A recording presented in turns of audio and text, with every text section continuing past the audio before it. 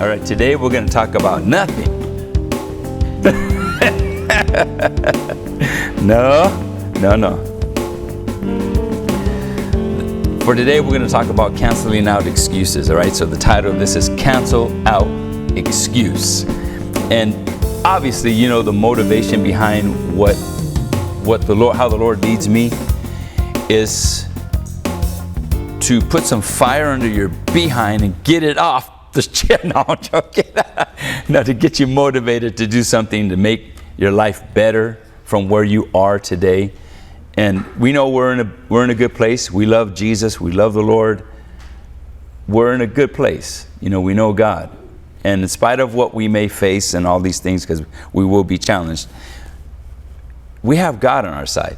And with God, nothing's impossible, right? So we're not looking for excuses, which is a way out. Okay, so when you think of the word excuse, sometimes these are some of the common things for the things that we want to do in life, because there are things, I'm sure you all have goals and visions and dreams and things you want to accomplish. But in many cases we say, well, you know, I'm sort of tired. You know, I think I can sleep in a little bit more. I'll hit the snooze maybe one more time. Or I'll wait till the last minute to get up. I won't spend that extra time reading that extra chapter. I won't read it all. I'll just read my Bible and that's about it.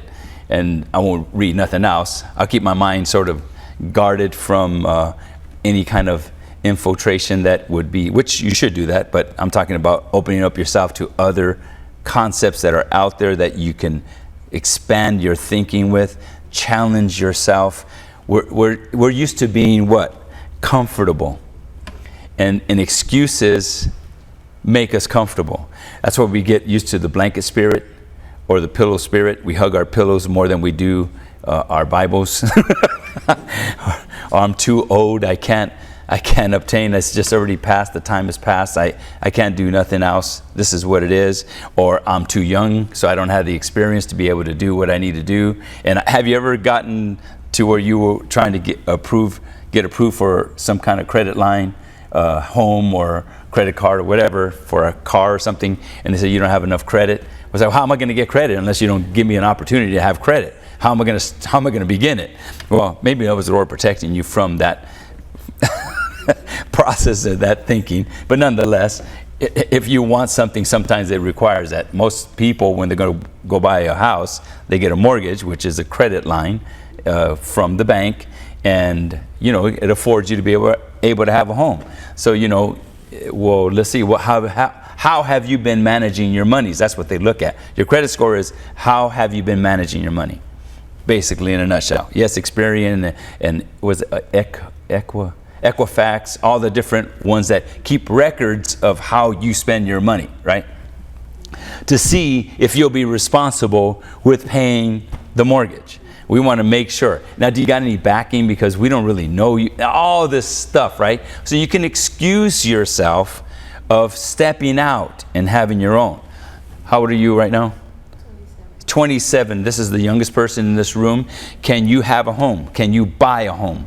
Yes, the answer is yes. You can buy a home, and you can do it when? Now. Right now. So this is where these things. But you can say, well, I don't have enough money. I'm too young.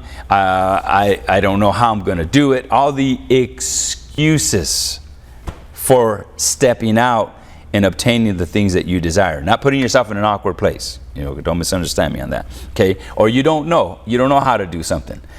Do we go past that and we learn something? We don't say, I'm going to try, because on your table there, if you can try to pick up one item from the table, try to do that. Try to pick up one item from the table. Just anything you got there. Try it. Try and do it. Try and do it. Try and do it. You didn't try and do it. You did it. So we don't try. If someone asks you to do something, what do you say if they're going to end the reply? I will see how I can do that for you. And I get these jobs, I'm telling you, jobs that I've not done before. I have confidence in who the Lord is in my life, and I have enough sense to know how things are put together and even sometimes taken apart. Sometimes it takes taking it apart in order to put it back together. You know, if I can sort of equate that with counseling. If I'm going to do marital counseling, I have to take apart the relationship to be able to put it back together. I'm not doing it. They're doing it. But I'm making them see how well what they have done throughout the years in picking apart their relationship and how they can put it back together. And so it's the same kind of thing, right? Can we do it? Yes, we can. It's already done. That's the other excuse. It's already happened. Burgers, fries, everything, tacos, burritos. It's already made. So how can I start a restaurant? How can I do that? Because it's already done. Somebody else is doing it. And that somebody else was somebody, you were somebody, they were a somebody, and that somebody did and became somebody, right? Whatever that somebody may be, by name, whatever that name may be, right? So we have to get excuses out of the way. Excuses are reasons stuffed with lies. So whenever we see somebody rambling on about something when you ask them a question, they're lying. Excuses, what does it feed? Irresponsibility. We talked about responsibility last week. Remember that? You guys remember that title? At least the title, at least something. Do you remember anything from the title? Okay, responsibility. Okay, and now, what does excuses feed? Irresponsibility. We don't want to admit to nothing. We must make the decision to press through. Remember, Paul said that in Philippians, right? In spite of. What do we have to do? Press forward. Yeah. See, most people have more confidence in their past failures than they do the future. That's why they constantly talk about their past, and they can bring up all their past, and they bring it up quite often, over and over and over, because they have no vision, no drive. They're not pressing towards nothing. So it's easy to talk about the past because they're not talking about their future. And if you come across a visionary person, you're going to speak to somebody that's talking about what they're doing. Yeah, they're talking about their future, not their past failures and everything that they went through. Forget all of that, and now what are we looking to? And Paul said what? Press toward the mark. That's what we do. And here's the thing, that we're pressing through, we're going through the valleys of darkness, which has to do with our ignorance during the time that we were ignorant of how to operate in life, and we are pressing through it. We're going through the darkness, going through the ignorant times of our life to get to the place of knowing, letting the light shine. Remember John chapter 1, that the light cannot be comprehended by darkness. In other words, held back. Light gets rid of ignorance, and it always opens the door for what? For the future. For the future. What cancels out excuses? You ready for the answer? Ready. It's just one perspective. Boundaries and discipline. And it's really the things that people face in life, where they are and how they obtain the things that they want to obtain. It's not because they don't have know-how, it's because of the lack of discipline. If we take the time to set the boundaries for what we need to do and the discipline to do it, that's when it's obtainable. There's no excuses for it, right? Yes? Philippians 2:14 says, do all things without murmuring and disputing. This is a really interesting verse because this is in reference to now as a believer. Paul's talking to the Philippian church, and the Philippian church was very loving and affectionate type of phileo, the phileo church, which has to do with friendship. And they knew this. They had this. But they had some things that they still needed to work on with regards to attitude. Have you ever had an attitude? Yes. I think we all have faced attitudes, right? Mm-hmm. Okay, so here's a way to refute this. We're talking about setting boundaries, having boundaries, and disciplines for our life to get rid of the excuses. Remember, title is Cancel Out Excuse. We want to get rid of the excuses. Do all things without murmuring and disputing. Okay, so now and here's the reason for it, that you may be blameless. So if you see somebody that's murmuring, complaining, then what are they doing? They're always blaming. Always looking to cast off responsibility, putting it on someone else. We want to be blameless, right? Not blaming everyone else for things that we are responsible for. And harmless, sons of God, without fault, in the midst of a crooked and perverse generation. And how true that is in our day today, where the lack of integrity, the lack of honesty, not being truthful, these things are prevalent in our lives. And I'm not talking about sinners. I'm talking about Christians that need to work on in these areas. Believers that need to work on these things. Being truthful and honest. How does my hair look? What hair? In my case. But if your wife asks you, how does my hair look? Baby, you look beautiful. It doesn't matter what style, short, long, no hair, you look beautiful. That's right. Cover all the areas. Or you can be honest. Like, for example, did you like the food I made? And you didn't like it. What do you say? I appreciate the time that you took to make that food. I thank you so much. But if you wouldn't mind not making this for me again, I would highly appreciate that. Thank you so much. But you see how I'm being diplomatic on that. See, I'm pretty wise and I'm not just downing it. How did you like it? I didn't like it. It was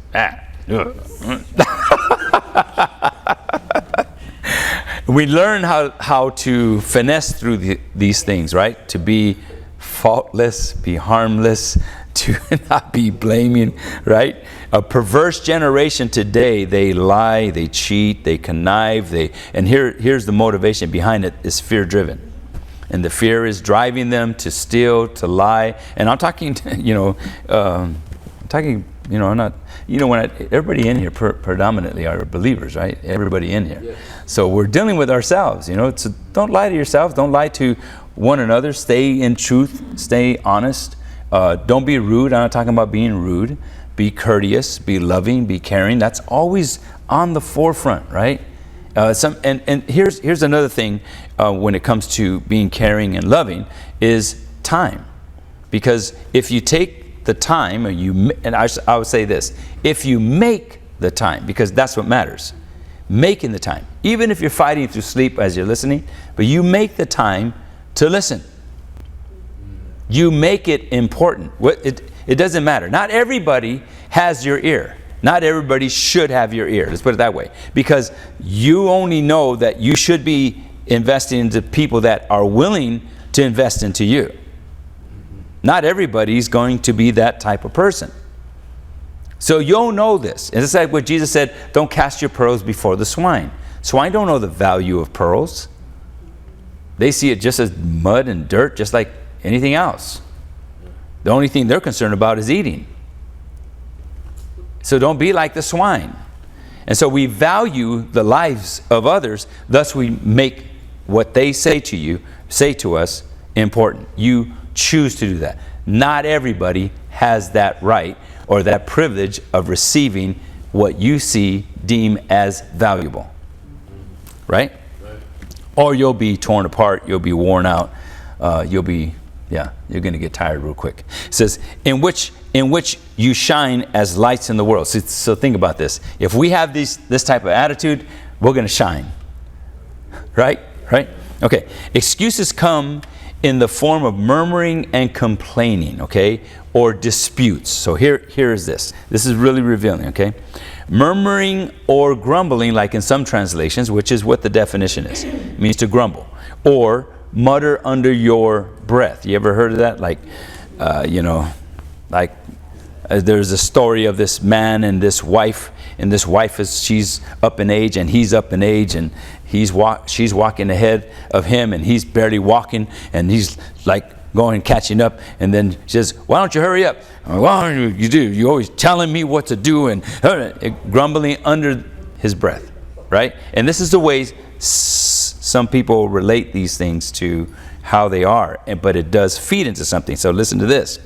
Dispute, this is a definition of it. Dispute is arguing with yourself, hesitating, doubting.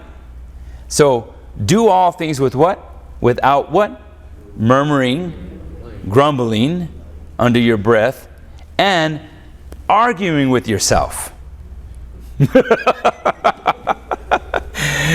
Arguing, having the hesitation, which would bring us to that place. Like if you're hesitating or if you're doubting, something's in your mind, you're arguing with yourself.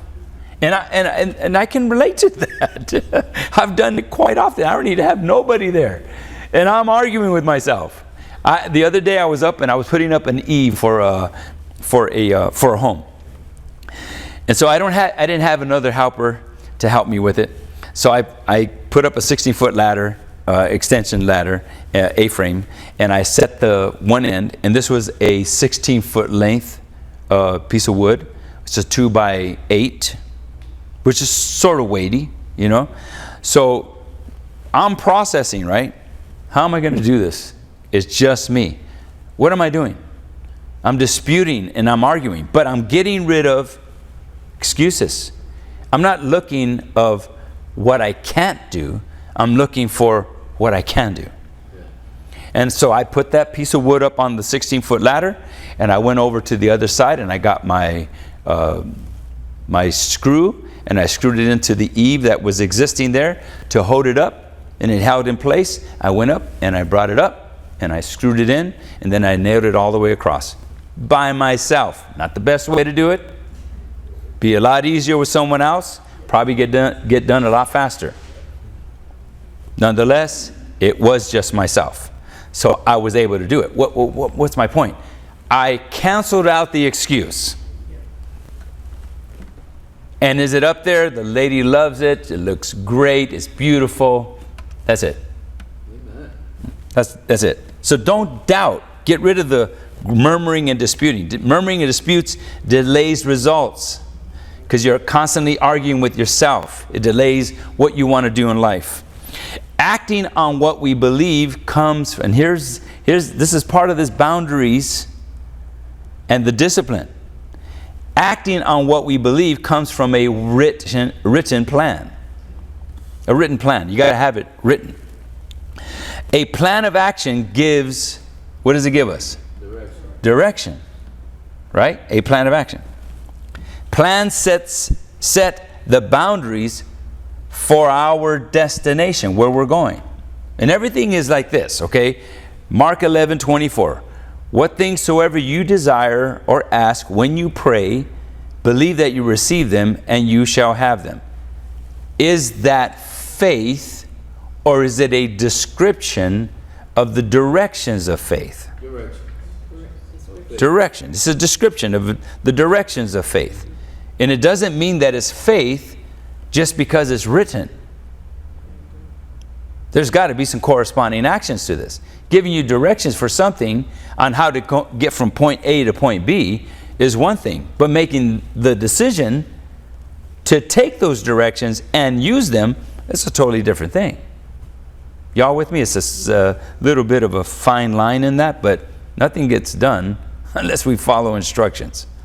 And most people don't like to listen to instructions, so how are you going to follow them?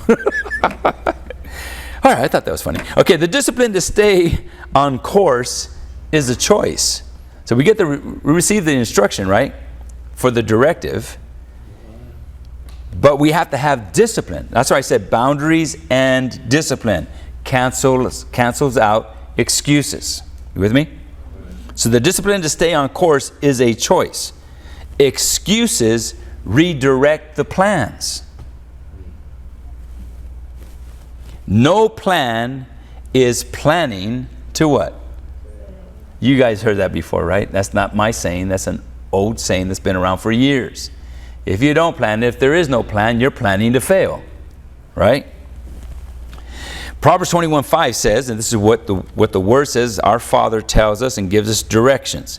The plans of the diligent lead surely to what? To profit. But of everyone who is hasty, surely to what?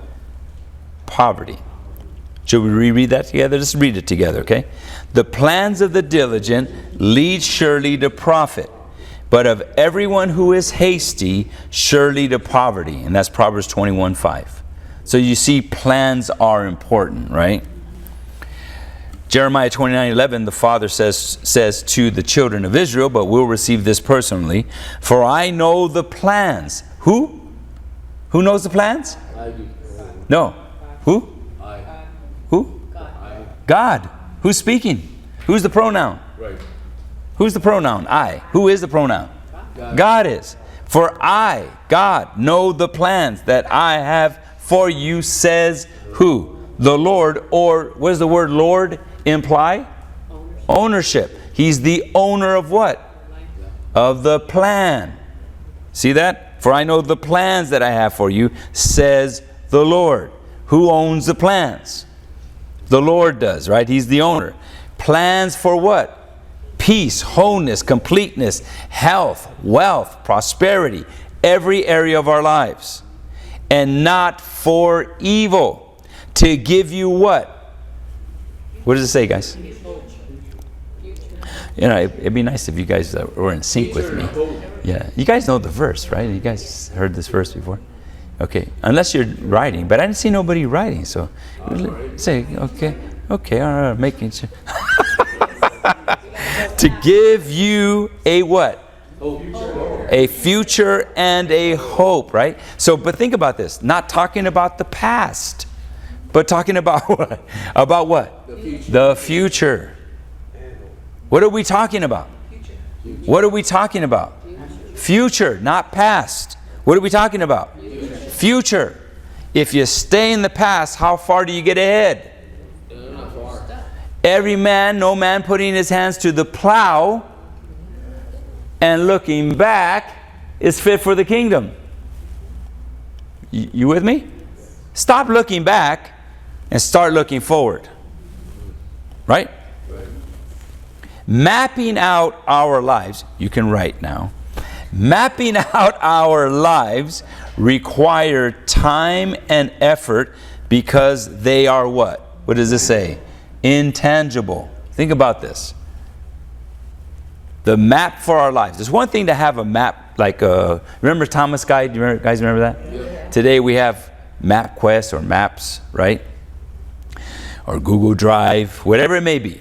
So that app today took the place of Thomas Guide, right? But there was a Thomas Guide, somebody who took the time to map out the whole state, the whole states, United States, right? And that gave us a guide, knowing that there were existing roads. There was a time that when I used to come out here before we moved out to Santa Clarita, that I used to deliver construction equipment out here while they were building out here. And so there were roads that were dotted on Thomas Guide that were non-existent. It was future roads that were going to be put in place. And then you remember the page, I don't know if you guys remember turning the page and you had to go way back to where it was all green, remember? Yeah, I don't know if you guys remember that. I don't think Brianna would remember that. Everybody else probably yes, but Bree, I don't think you know. But it was a guide, it was a map, physical guide. Somebody took the time to write that out. It took time. Mapping out our lives require, and here it is even more crucial with the non-tangible part of our lives that we have to map out. Even more crucial. Mapping out our lives requires more time and effort because they are intangible. Just because we cannot see it does not mean it does not exist. And I jokingly state, have you ever seen your brain before? And everybody here would say, what? No. But does that mean that you do not have one? Oh, I guess you don't, because you're not responding to me. We all have a brain. You know, it would be like, who was it? Was it the Tin Man that wanted a brain? No, he wanted a heart. The Scarecrow wanted a brain, right? Yes, he wanted a brain. If I only had a brain. When in fact he was using his brain. In the story, okay? But you all understand, right? But there is there's an intangible part of our lives that is resonant in our brains. It's called the soul of man. The soul, period. We call it the soul of man because it has to do with mankind, right? But it's referring to the soul. 2 Corinthians 4:18 says, while we do not look at the things which are seen, but at the things which are not seen, which are more valuable than the things that are seen. That's Gilbert's statement, in addition to this. For the things which are seen are temporal, but the things which are not seen are eternal. 2 Corinthians 5:7 says, for we walk by what? Faith, not by what? Sight. Very common in the Christian realm, which I think it has thrown a loop for a lot of the way people practice faith today, because they use practicing faith as a means to being lazy and not being vision driven. The reason for laziness is not being vision driven. If you have vision, you don't have time to be lazy. Y'all with me? Do you have vision? Yes. So because you have vision, what does it do? Drives you to do something. Right?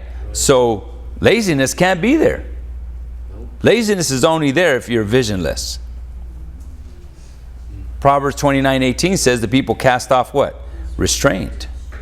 Because they have no what? Revelation. It says vision in the original King James, but the New King James says revelation. Something that's been revealed to you. And that's our Father. That's who He is to us, okay? So we walk by faith, not by sight. So the limitation of sight is the excuse. What we see limits where we go. Even if you have obtained something, you still know that that's a means to an end, right? Yeah. But the end is the means to a beginning. It never stops. It is ongoing. Ongoing. You with me on this?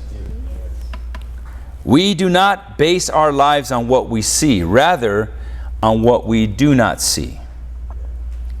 Do you see your soul? Even if we had the capability of technology, and science had the capability of taking your brain out of your head and showing you, and you can be still mindful, which will never happen. This is definitely a metaphor, an example. But for you to prove that you do have a brain.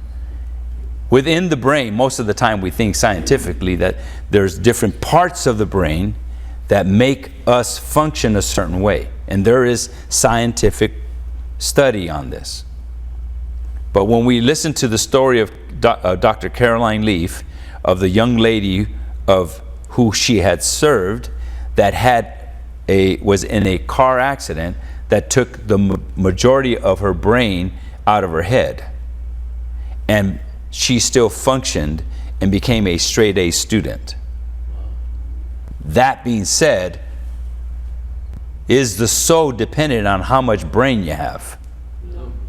The soul is what it is. It's the part of our lives that resides in the brain.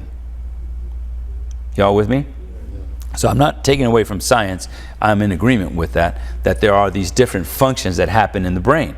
But that has to do with the soul. But the soul, if we could take it out, most of the time we equate the soul with the spirit of man. You cannot see the soul. You can see the spirit of man. That's what we call ghosts. You ever heard of a ghost? Even in the old King James, it refers to the Holy Spirit as the Holy what? Ghost. That's the old English terminology. But it's in reference to a spirit, right? And can spirits be seen? Yeah, they can be seen. And if your eyes are open to what? The spirit realm. So it can be seen. The soul is within the spirit. So that being said, the soul is an intangible part of our lives that resides in the brain. So that side of us is where the values take place. Who we are in spirit impact the way we process things in our mind or in our brain. Right? Who we are in spirit. We've been born again of the Spirit of God, and God has given us everything that we need for life and godliness. But it requires a renewing. Why do we have to renew our minds, guys? What is the reason? What's the reason for it? Because it could be a lack of knowledge, but let's say there is knowledge. There is knowledge there. And the reason for renewing, because renewing means that it's how often? Every day. Every day. Because how many of us depend on our past laurels in order for us to proceed in life? Our past victories. That's what that means, laurels, okay? Our past victories. I had a crown back then. I got my plaque and everything. You see my certification? Here, it proves it. And I've been reading this book called From Strength to Strength, and it is in reference to, he was doing a scientific study of all the different individuals who have succeeded in life. The majority of the success that took place in their life took place within their early 20s. Thereafter, there was nothing that followed. This is from a scientific study. Okay, so statistically, he's gathering this information from the lives of people who have succeeded. And we call Leonardo da Vinci, the pianist, the guy, what's his name, Beethoven, all of those things took place when they were in their 20s. How old are you today? And same thing with them. The years went by because, why? The activity, they were depending on the past laurels of the past victories to continue to sustain them throughout their life. And professors have that as well in colleges, universities. They have the basics, and what do they teach? In universities, they teach what? The basics. And they teach the same thing over and over and over again. They're not coming up with new stuff. You understand? So just to have an idea of how that transpires, but remember this. We have the King of Kings and the Lord of Lords who reigns in our life.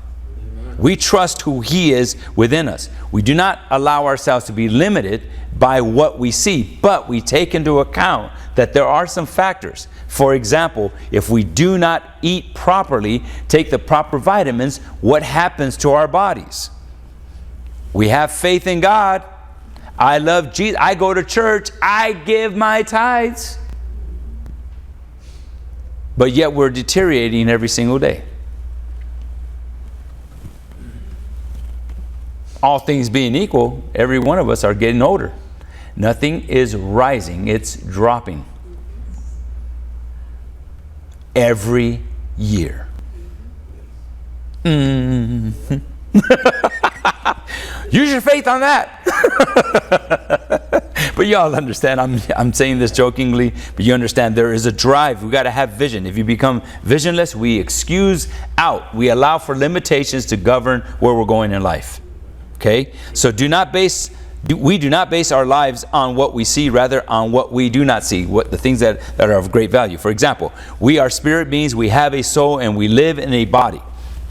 All the things of value are not seen or unseen things, what we read in Corinthians. Like our mind, our soul, idea, thoughts, beliefs, faith, hope, love, all these things, you don't see them. It's like the Holy Spirit, like what we read in John's Gospel, where the Holy Spirit came in, and we saw John chapter 3, where it refers to being born of the Spirit. You can feel the wind of the Spirit, but you can't see Him. It doesn't mean it's not there. We'll use a natural thing that we use every single, right now. I am using a video that's transferring through a wire this information onto a television screen. All these things. I can go and take this remote control. Wherein in the past, we used to have to get up off our behinds and go over to the TV and pull this power knob for the power to turn on, turn the volume up based off of that, and then change it to the channel that we want. We want VHF or UHF. And if we go to UHF, then we look for Kimba and Speed Racer and the Three Stooges. Back in the day. And do you remember that time when they used to have the picture of the Indian chief late at night when that means the station was closing down? I don't know why they use that. I would have to get into it, but I don't really care about that. I'm just giving you a perspective of back in the day, how something was. But now, I got no strings to hold me down. Okay, I can turn it off and on right here. Don't have to get up. I don't have to get up. And as a matter of fact, if it doesn't turn on, something's wrong. Something's wrong. What's going on? There's no connection. Same thing with remote controls, video games, all this stuff. Right? Limitations, unseen things. It's an unseen thing that's working. I can turn it off and on with this unseen in between that we cannot see with our physical eyes. Molecules and atoms. Can we see them? If we got a microscope. Even then you got to get into micro. I think there's one that's smaller that you can't even see with a microscope. But does it not mean that it's non-existent? Still there. Right? Think about God is what? Light. And in Him is no darkness at all. No ignorance at all. God is light. If God is shining, there's something. Whenever you go and they put an x-ray on you, they see light. On the heart, they see electricity bouncing all over the place. When a person falls and they need to be revived and CPR is not working, what do? We put on what? Defibrillators. We take the two tags, boom, boom, and we listen to the instructions. All right, clear, boom. What are we sending? Electric shock to the body. Electric. What, bang! That's how you see that. And sometimes, in some cases, it breaks the ribs, the whole thing. But this is the factor that there is power inside of us. We're all walking without strings and cables. We're not puppets. Although some people, they'd rather be controlled. Tell me what to do. I don't know what to do, so tell me what to do. What gives these values tangibility? The values that I listed beforehand. This right here. Mind, soul, idea, thought, I belief, faith, hope. What gives these tangibility? Okay, I'm going to give you the answer. There it is. What's the answer? Words. What gives the tangibility? Words. Remember Proverbs 18:21. Death and life are in the power of the tongue. It's talking about not literally the tongue. It's talking about your words, right? And those who love it will eat its fruit, right? Once we write the idea, thought, imagination, the words give tangibility to what? Idea, thought, imagination. What do the words do? Give tangibility. So remember, once we write the idea, write the idea. You guys are all taking notes, but the note should be taken with the intent of how can I use this? Whenever I'm sitting under teaching ministries and I'm listening to how can I'm not just wanting to gain more knowledge and to gain more facts and historical documentation to prove God is real. Not that I don't care about that, but I don't care about that. What I care about is how does it impact my life? I want to do better. I want to be better. I want to progress. I don't want to stay behind. I'm looking to the future. In spite of my past, forget the past. Even if I've been stupid in the past, I ask God to forgive me for being stupid. And I move forward. I think of what's ahead. So how long should I be stupid? Should I stay being stupid? Or should I learn to be smart about what I have in me as a believer? Which one do you want? Choose you this day. Stupid or smart? Which one?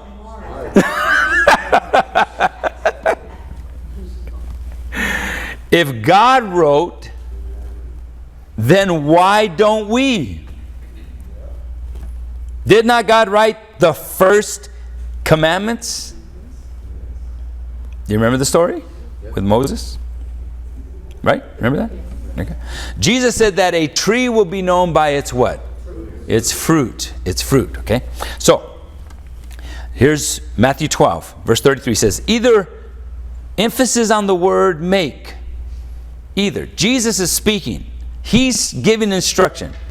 Either make the tree good and its fruit good, or else make the tree. Everybody say make. Make. Say make again. Make the tree corrupt and its fruit corrupt, for the tree is known by its fruit. O generation of vipers, how can you, and he's talking to Pharisees, being evil, speak good things? For out of the abundance of, everybody point to the heart. Right here. Out of the abundance of the heart, the mouth will speak. Okay? A good man out of the good treasure of his heart brings forth what? Good things.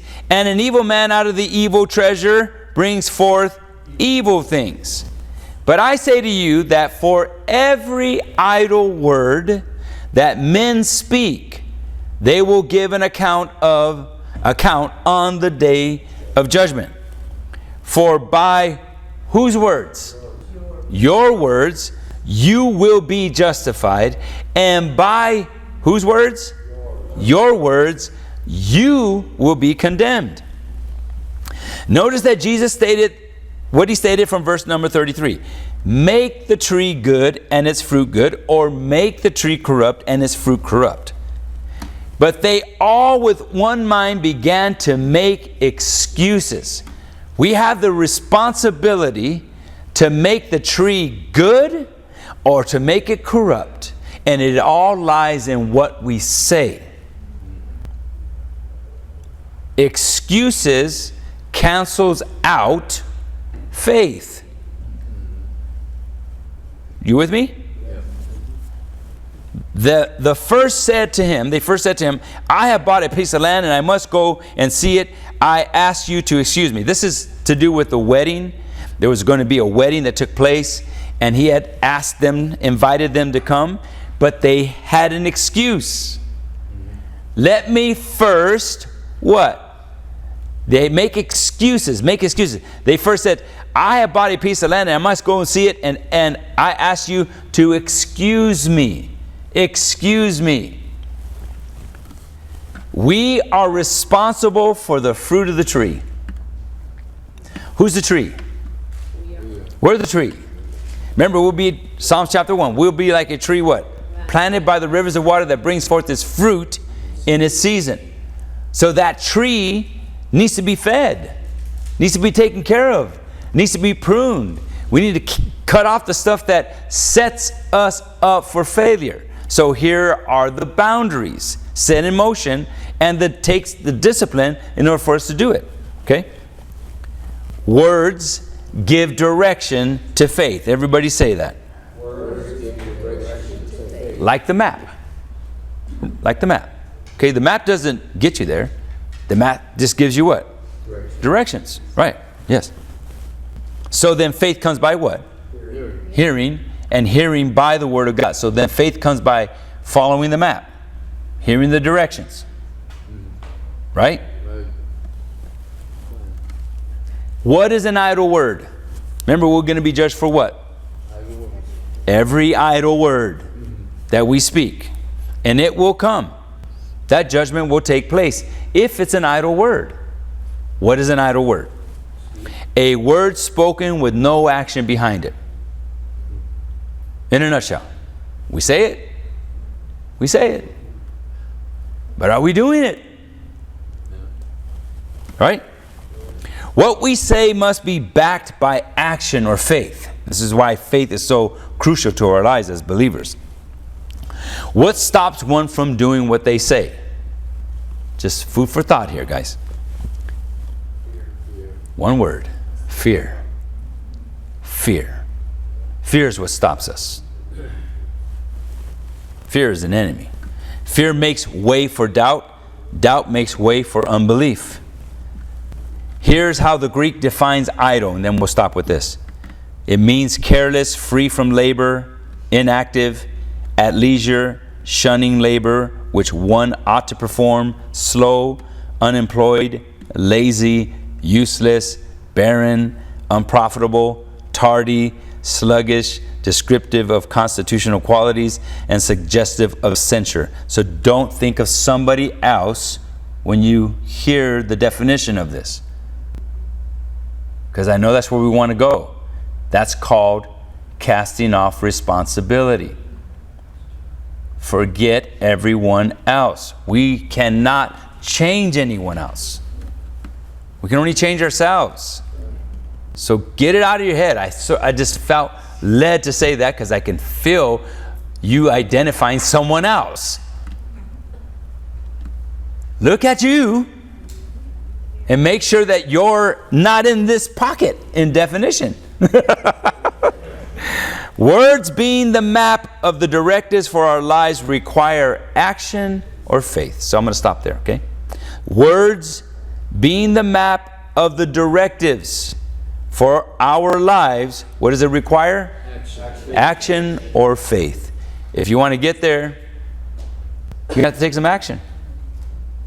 You got to get up early. You got to get up on time. You got to do what you need to do to prepare yourself for the day. All the things that come along with getting from point A to point B, right? So remember that. Cancel out excuses, boundaries, and disciplines. If they're not there, it's not going to get done. With me? So thank you for taking time to join us. Trust this has been educational, informative, enlightening to you, and encouraging to you. As we continue to press toward the mark, remember you're going to be faced with opposition, especially if you're aiming to do something and to make a change. Change is what it is, uncomfortable. So don't feel awkward to feel uncomfortable. Keep pressing toward the mark. Grow through things and press towards the future. If this ministry has been a blessing to you and you desire to give to our ministry, please do so through Venmo, and you're giving to Faithwired. Please make sure to like, subscribe, and click the bell for notifications. Please come and join us physically here present on any given Sunday, 11 a.m., Building E, on the campus of Grace Baptist Church here in Santa Clarita, California. Thank you once again for joining us, and we will see you next time.